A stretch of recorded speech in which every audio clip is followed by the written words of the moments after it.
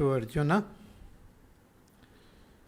In the beginning, Bhagavan said, I am the Atma residing, present in the heart of all beings.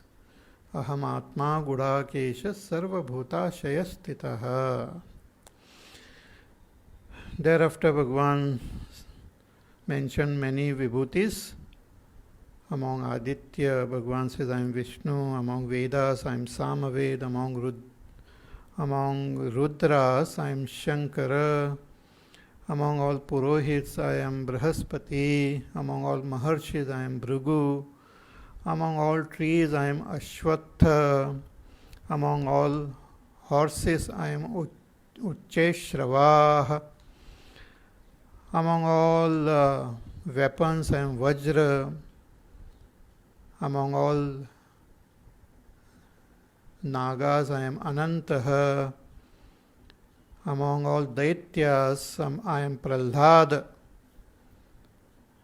And Kalak Kalayatamaham, I am the Kala, time, which is counted. Among those who count, I am time. Among all animals, I am the lion or the tiger. Among all birds, I am the eagle. Bhagavan now continues with expounding some more of his vibhutis. We'll chant verse number 31. Pavana pavatam asmi Ramashastra-bhritamaham Jashanam makaraschasmi Shrotasamasmi Janhavi. Bhagavan says कि pavatam pavanah asmi. Pavatam means pavayitrunam, means those that purify, that which purifies. The entire environment is purified constantly through various means, through various ways. Not only the world outside is constantly purified, but the world within also is purified. And among all the purifiers, Bhagavan says, I am Pavanaha, I am the air, the breeze, the wind, Vayuhu. See, when the Vayu moves, it freshens the whole atmosphere. Even if our house is kept locked and closed and all the doors and windows are shut, then the whole, then after a month or so, if you enter that house, the whole place you feel so suffocated. But when you open the windows and doors, and when the fresh breeze passes through the house, the whole place becomes pure. So this Pavana is a great purifier, which purifies everything. Even in our body, we keep breathing the fresh air, and it purifies our whole system. We breathe in the oxygen, and that pure oxygen passes through our body, strengthens our blood and the whole body, and purifies us. So this Pavana is a great purifier. So among all purifiers, Bhagavan says that I am Pavana, my Vibhuti is Pavana. And it reminds us of Pavan Putra Hanumanji. So Hanumanji is born from wind god. Therefore Hanumanji is of the nature of fire also, because from wind is born fire. from Akash is born Vayu, and from Vayu is born Agni. Akashad Vayuhu Vayoragnihi. So Hanumanji is like Agni Rupa. Therefore, when Hanumanji was sent to Lanka, he burned the entire Lanka. It's like Agniban of Sri Ram. So by mentioning Pavana, we are reminded of Hanumanji.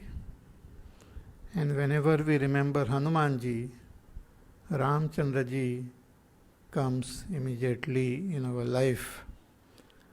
So after mentioning the Vibhuti as Pavana, Bhagwan mentions Sri Ram. He says, Ramashastra Bhritam Aham. Among all those who wield weapons, Shastra Bhritam, those who wield weapons, Bhagwan says, I am Sri Ram. Sri Ram is also Bhagwan's avatar, which happened in Treta Yuga. And Sri Krishna is also Bhagwan's avatar, which happened in Dwapar Yuga. See, now Kali Yuga is happening, going on for the past 5,000 years. Before this Kali Yuga was Dwapar Yuga. At the end of Dwapar Yuga, Bhagwan Krishna was born. Bhagwan Krishna's avatar took place. This Dwapar Yuga is for 8 lakhs, it remains for 8 lakhs 64,000 years. Kali Yuga is 4 lakhs 32,000 years. Dwapar Yuga is 8 lakhs 64,000 years. And before that was Treta Yuga. So Sri Ram avatar was almost before 8 lakhs 32,000 years ago. 8 lakhs 32,000 years ago.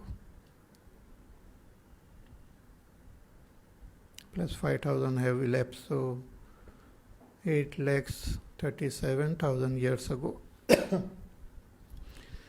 But the presence of Ishvara, presence of Sri Ram and his blessings are felt even now, after so many years. In our country, nothing happens without taking Bhagwan's name. We meet each other saying Ram Ram or Jai Shri Ram. Our birth begins with Bhagwan's name, and our death also concludes with Bhagwan's name. Even when the body is taken to burn, people chant Ram Nam, because Ram Nam itself is Satya, itself is the ultimate truth. So Rama Shastra Bhritam Aham. Bhagwan took avatar as Sri Ram in Treta Yuga. So when in Treta Yuga, before Sri Ram's avatar, Ravan was born, and also many Rakshasas were there, and they had created lot of disturbance in the whole world. Even in the presence of great mighty warriors and kings like Dashrath Maharaj, Janak Maharaj, even the avatar of Bhagwan, Avesh avatar of Bhagwan was there as Parshuramji, Vishwamitraji was there, Vashishta Rishi was there, so many great people were there, but still this atyachar of these Rakshasas were going on. So the Dharti Mata became very disturbed. She took the form of a cow and approached the Devatas, and she said that please do something. I can't bear this adharma happening on me. So Devatas, they said, we also are helpless. So let us go to Brahmaji. So they all approached Brahmaji. But Brahmaji also said that I am also helpless in front of these Rakshasas, that let us all pray to that Supreme Ishvara. Only He can release us from this calamity. So Brahmaji, along with all the Devtas, along with all the Rishi Munis, they prayed to that Supreme Ishvara. And there was this Akashvani, and Bhagwan said, I will take avatar in the home of Dashrath Maharaj. I will be born and I will release you all from all the trouble. I will be born along with my Amsha. So Bhagwan took avatar as Rama, Lakshmana, Bharat and Shatrughna. All four are expressions of that one supreme reality alone, along with their Shaktis. So Bhagwan himself is that supreme Brahma, which alone expresses as Ishvara, which alone expresses as Hiranyagarbha and as Vaishvanara. So Shri Ram is Sakshat Brahma, Bharatji is that Ishvara, Shatrughna is Hiranyagarbha, and Lakshmana is Vaishvanara Rupa. And their respective wives are their Shakti. So Bhagwan took avatar as a human being, and he did Leela as a human being. He went to Vashishta Rishi's ashram and stayed there and studied all the Vedas. Thereafter, Vishwamitra, he came back home, and Vishwamitra ji came to request Dashrath Maharaj to send Ramchandra ji and Lakshmana with him, because a lot of Rakshasas were creating disturbance and they were not allowing the rishis to do their tapas. So Dashrath Maharaj sends Shri Ram and Lakshmana with Vishwamitra ji. So Ramchandra ji had already learnt from Vashishta Rishi. In fact, before living with Vishwamitra ji, Vashishta Maharaj teaches Ramchandra ji elaborately, which is that teaching is expressed in Yog Vashishta. Most fascinating Shastra, Yog Vashishta. Bhagwan, when he goes with Vishwamitra ji, he learns from Vishwamitra also. And from Vishwamitra ji, Bhagwan learns about how to use various weapons also. The secrets of weapons were also taught by Vishwamitra ji to Shri Ram. And there he went to protect the yajna of Vishwamitra ji. The Rakshasas led by Tadaka and her son Subhahu and Maricha, all of them were creating a lot of havoc. So Shri Ram, through his bow and arrow, he shot that arrow and killed that Tadaka, and he also killed that Subhahu. And he did not kill Maricha, he just sent that Maricha with his shot one arrow and sent him far away so that he will not trouble the Rishi Munis. Thereafter Bhagwan goes to Janakpuri and he lifts that bow of Lord Shiva and breaks it, and he gets married to Sita ji. comes back home, but in order to fulfill the words of his father and his mother, again he goes back to the forest along with Lakshmana and Sita ji. And there in the forest, Bhagwan takes a vow to destroy all the Rakshasas, because that is the main purpose for which Bhagwan had taken avatar. Paritranaya sadhunam vinashaya cha dushkrutam dharma sansthapanarthaya. So in the forest he killed a lot of these asuras. Thereafter Bhagwan went to Dandakaranya. There also he killed that Khara Dushan along with their entire army. Then Ravan, he took help of Marichi and kidnapped Sita ji away. Thereafter Bhagwan met Sugriva, Hanumanji, and he formed that mighty army and defeated Ravan, Kumbhakarna, killed them, and made Vibhishan the king of Lanka, and again came back to Ayodhya and became the king of Ayodhya.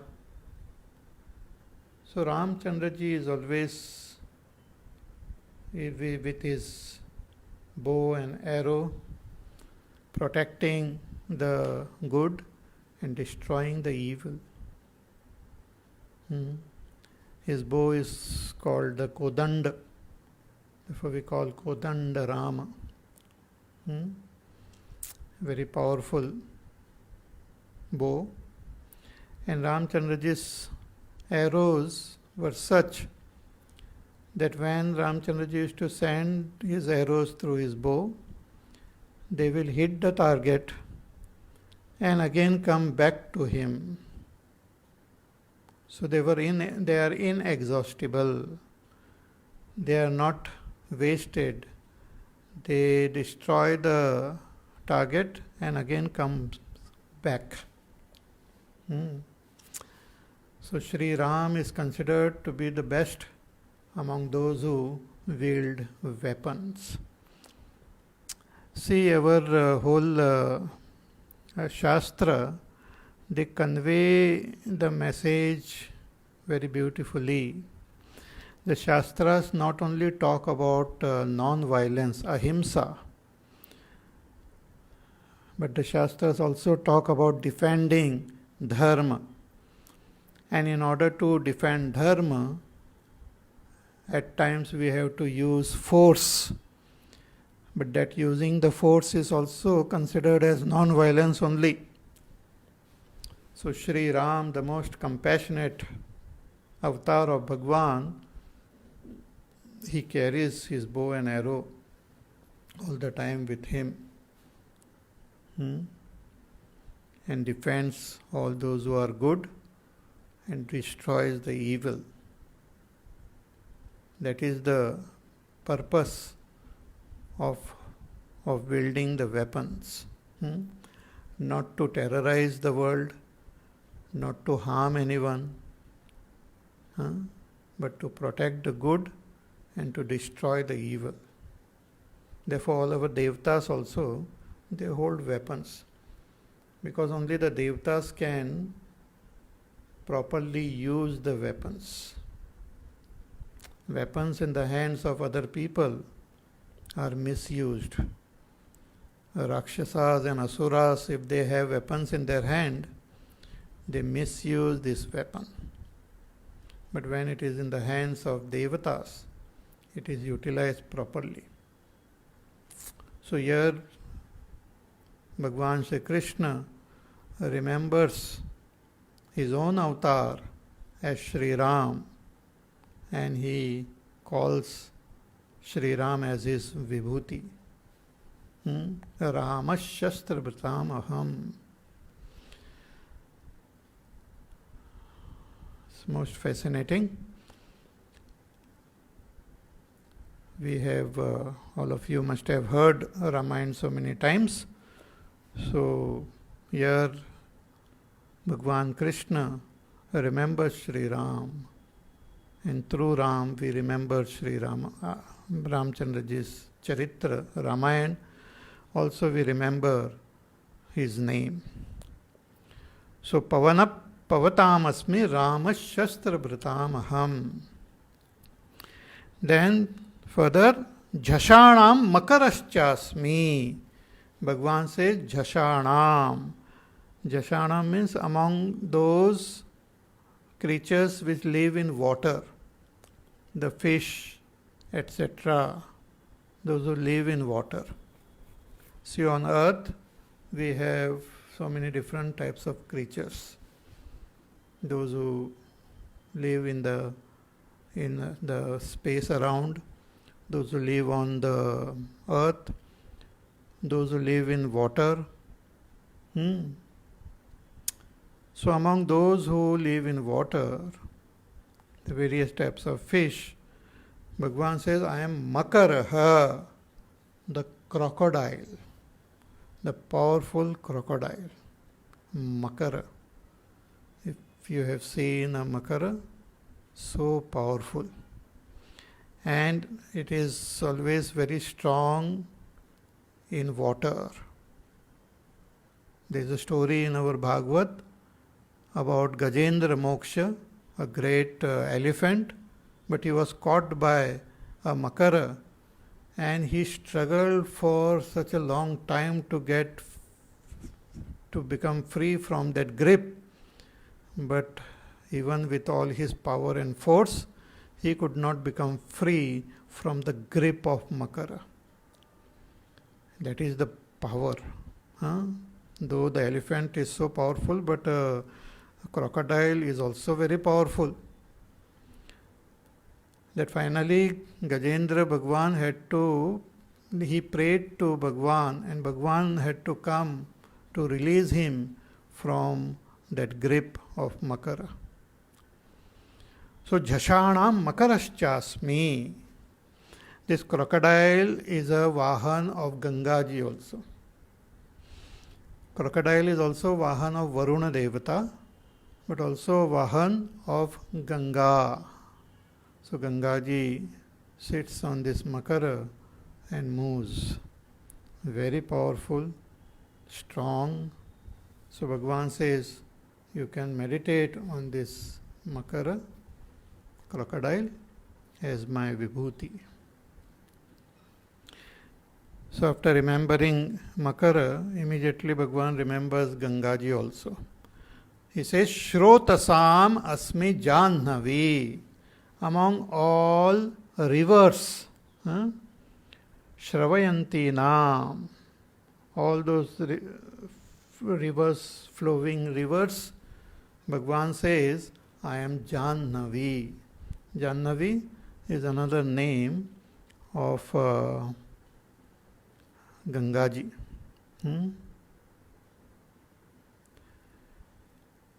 Another name of Gangaji. See, you must have heard the beautiful story of how Ganga came on earth. It's most fascinating. Even if you have heard, you can hear it again. See, in Ramchandraji's Kula only, there was a great king called Sagar. Sagar was a king of Ayodhya, and he had two wives, Keshani and Sumati. And through Keshani, he had a son called Asamanjas, and through Sumati, he had 60,000 sons. But all these sons of Sagara were not very good. They were very arrogant. And this Asamanjas, he had a son Anshuman. This Anshuman was a very good person. very dharmic. So Sagar made him the king. He was a crown prince. He would become the king. So this Sagar Raja, he did one yajna. It's called Ashwamedha Yajna. In the good old days, these kings used to do this yajna. They used to send a horse all over the world. Actually, it was depicting that all should follow the path of dharma. Anybody opposing this horse or stopping the horse, it means they are opposing the path of dharma. So they were, the king would fight with them and defeat them, and they will make them follow the path of dharma. So this Ashwamedha Yajna, the king, Sagar Rishi, Sagar Raja, he sent this horse. Now it so happened the horse started moving all over the world, but Indra Bhagwan played some mischief. So Indra Bhagwan stole that horse and he took that horse to Patal Lok, the world below. And there was this Kapil Muni who was doing tapas there. So Indra Bhagwan tied that horse in Kapil Muni's ashram. So this Sagar Raja, when he came to know that the horse has disappeared. Somebody has stolen the horse has disappeared. So he sent his sons, 60,000, that go in search of this horse, find out who has kept this horse, who has hidden this horse. So the 60,000 sons of Sagar Raja went all over the world. They searched everywhere, they could not find. Then they started digging the earth and they went into Patal Lok, the lower world. And there they went to Kapil Muni's ashram, and there they saw that the horse is tied there. So they thought that Kapil Muni must have stolen the horse and tied it there. So they got real angry with Kapil Muni and they started disturbing his tapas and creating havoc there. So Kapil Muni was in dhyana. So he opened his eyes and he saw this whole 60,000 sons of Sagar creating havoc. So he got very angry. He looked at them angrily, and all the 60,000 sons of Sagar Raja got burnt. They just died there. They got burnt. And the horse was there. All the sons got burnt. So the son of Anshuman, Asamanjas, that Anshuman, who was the crown prince, he goes to Kapil Muni's ashram. He does namaskar to Kapil Muni and he says, please forgive all these uncles and please release the horse. So Kapil Muni, he releases the horse. Then Anshumanji again does namaskar to Kapil Muni and he asks him that all this are burnt and they will not get sadgati. They have died and out of your anger they have all died, they have turned into ashes. So they will not get good gati. So please bless them so that they get good gati. Their future becomes good. So Kapil Muni was very pleased and he told that Anshuman that if the ashes of all these sons of Sagar are immersed in Ganga, then they will get Sadgati. But Ganga was not on earth. So when Anshuman heard this, so he came back and told his grandfather also, Sagar Raja, that this is what happened, and only when Gangaji comes on earth, all this your sons will get good gati. So Sagar Raja, he prayed, he did tapas, he prayed to Bhagwan that please send Gangaji here on earth. But he could not bring Gangaji. Then Anshuman became the king. He also did a lot of tapas and he prayed to Brahmaji that please send Gangaji. Gangaji was in the Kamandalu of Brahma, up in the heavenly abode in Brahmalok. That Brahma in his Kamandalu is to keep that Ganga. So Anshuman prayed, but he could not bring Ganga. Then after Anshuman, Dilip became the king. Dilip Raja, king of Ayodhya. So this Dilip Raja was also a great king, and he also did lot of tapas and he prayed, but he could not bring Ganga down on earth. Then Dilip had a son, Bhagirath. So Bhagirath became the king. And Bhagirath, he did tapas. He wanted to bring that Ganga and bless all these dead and gone ancestors so that they will get good gati. So Bhagirath did immense tapas, great austerity. Means he focused his attention and meditated on Brahmaji, Hiranyagarbha, and prayed to him to send that Ganga on earth.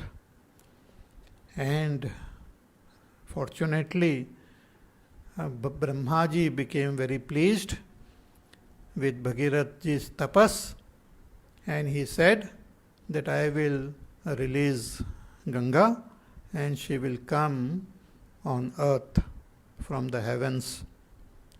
She will come to earth. So Bhagirath was very pleased. But that Ganga coming from such a height with so much of pressure and force and power, if she falls on earth, the whole earth will get split into different pieces. So how can that Ganga be captured or caught in such a way that she doesn't destroy the earth? So Brahmaji says only if Lord Shiva, you can pray to him, he alone has got the power and capacity to hold and restrain the flow of Ganga. So Bhagirath ji again did tapas to please Lord Shiva, who stays in Kailash, the Himalayas. So Bhagirath ji did lot of tapas, and finally Shiv Bhagwan was very pleased. So Bhagirath ji prayed to him and said that Ganga ji will be coming, so please hold her in your hand, so that she doesn't destroy this earth by her force and power. So Shiv Bhagwan said, yes, I will do it. I will hold her in my jatas. So Shiv Bhagwan, so Ganga ji started coming from that Brahmalok, and Shiv Bhagwan caught her in his jatas, in his matted locks. He held her tight. So the whole Ganga came and resided in the jatas of Lord Shiva. Such mighty and power is there in Lord Shiva.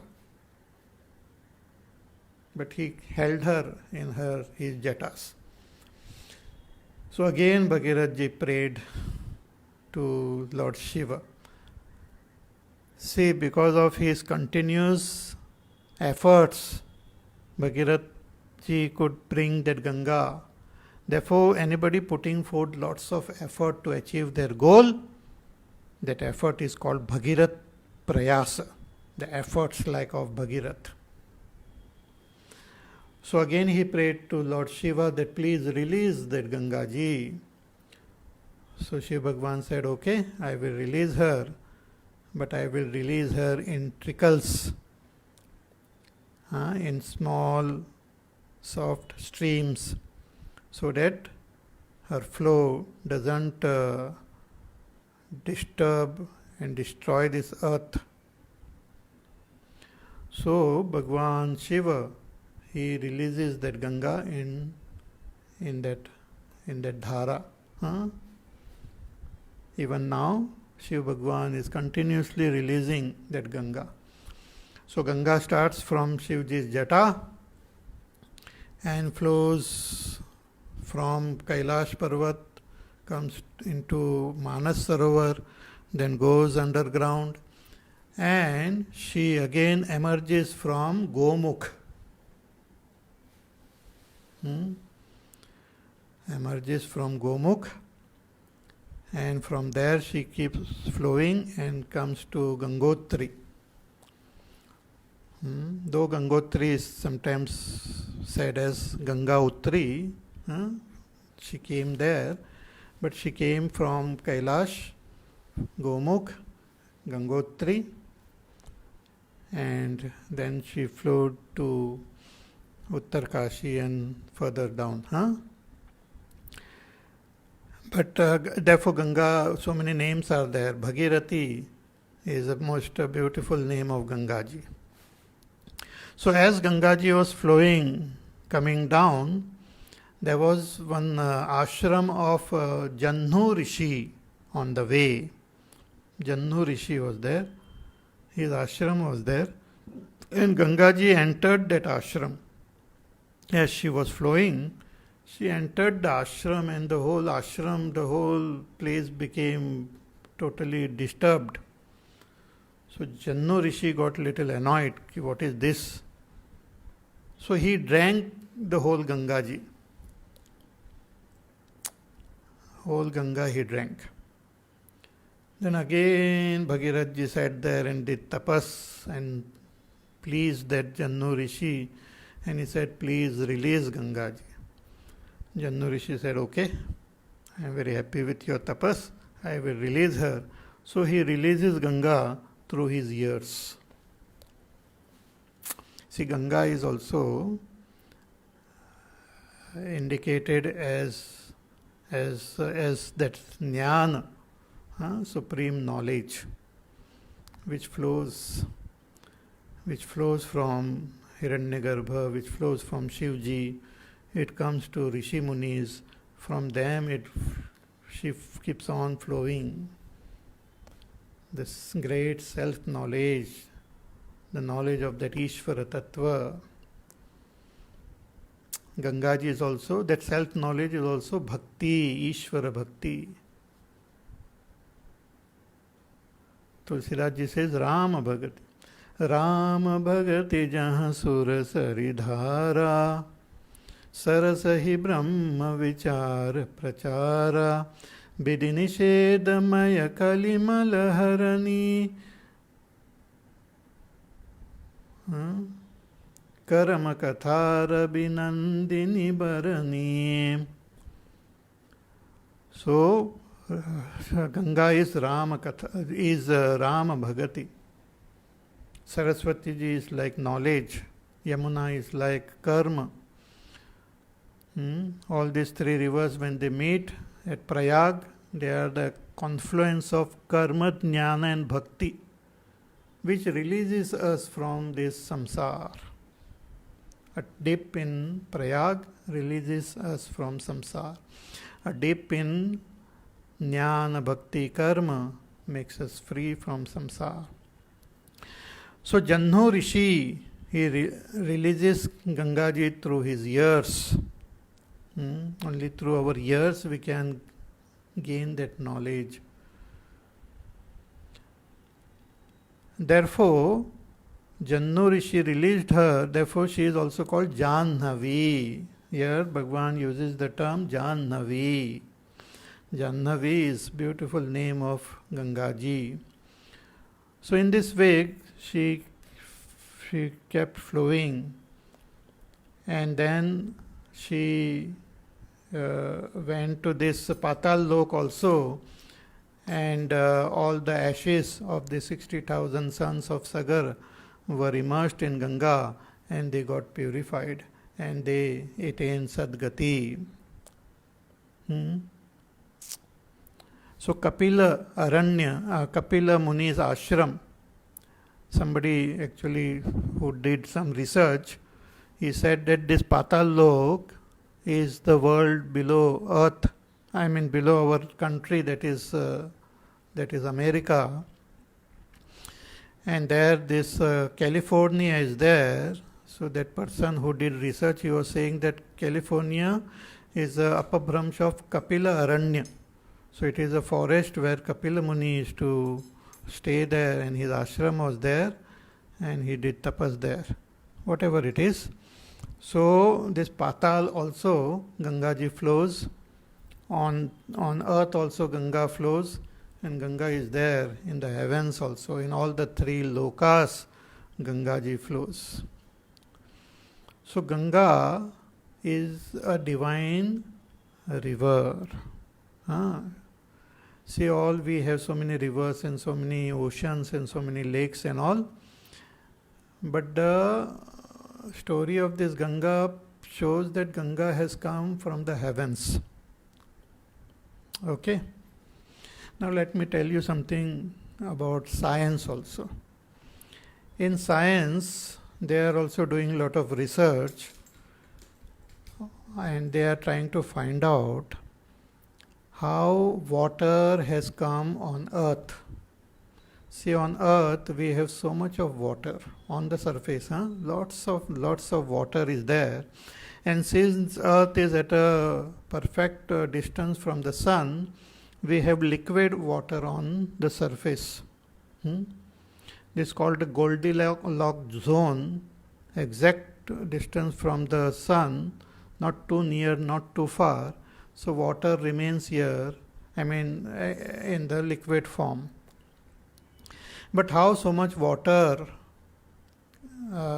came on earth?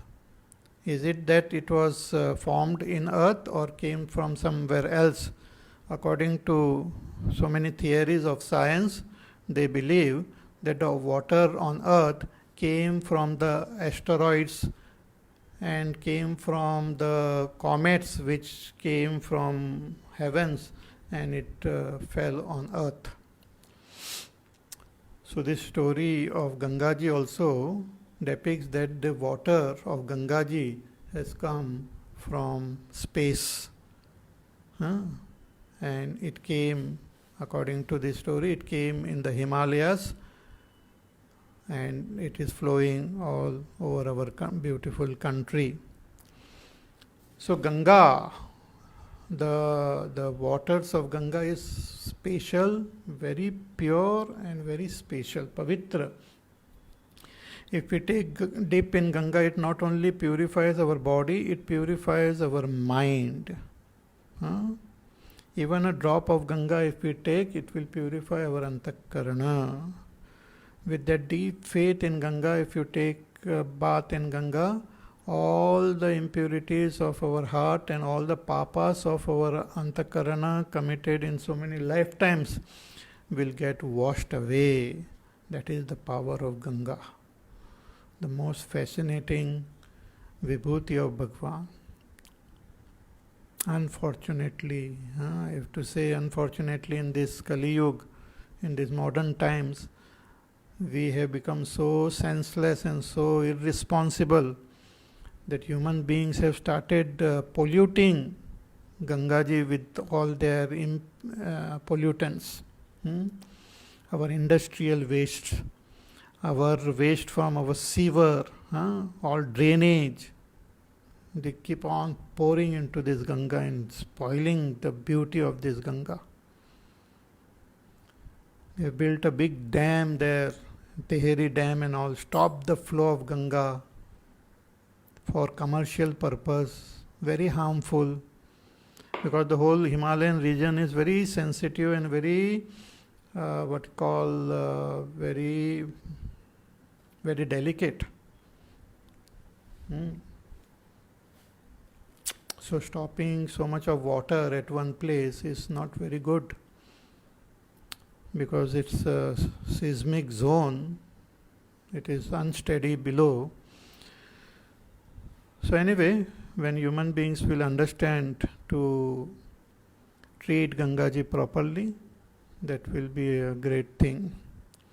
So she flows all over the country, on the upper region, and blesses everyone on the way. They have done research on the waters of Ganga. It is very special. The contents of oxygen is more, and so many, even taking Gangaji, drinking that Ganga water will drive away a lot of our disease and make us healthy also physically, and purify our mind also. So Ganga is very, very special. And we are lucky to be born in this yuga, at this time, that Ganga is still flowing. It is said that as the Kali Yuga will advance, Ganga will stop flowing, and a time will come when Ganga will just disappear. That will be the end of Kali Yuga. Then there will not be anything to purify us. Then only Bhagwan will take avatar as Kalki, and then he will bring that new Yuga, Satya Yuga will begin. So we should, from our side, whatever we can do to protect the Ganga from getting polluted will be very good. Nowadays, because of this lockdown and all, Gangaji has a lot of pollutants have gone away, but still we should protect it from all pollutions. So Shrotasam Asmi Janhavi. Bhagwan Shankaracharya ji has also composed such beautiful stotra in praise of Ganga. Ganga Stotram. Aigiri Nandini. No. What is that? Ganga Stuti. Devi Sureshwari Bhagavati Gange Tribhuvan Tarini Tarala Tarange Shankaramouli Viharini Vimale Mama Matirastam Tava Padakamale Bhagirati Shubhadayini Matah Tava Jala Mahima Nigame Khyatah Naham Jane Tava Mahimanam Pahi Kripa Mahima Madnyanam. Like that beautiful stotra is there in praise of Gangaji.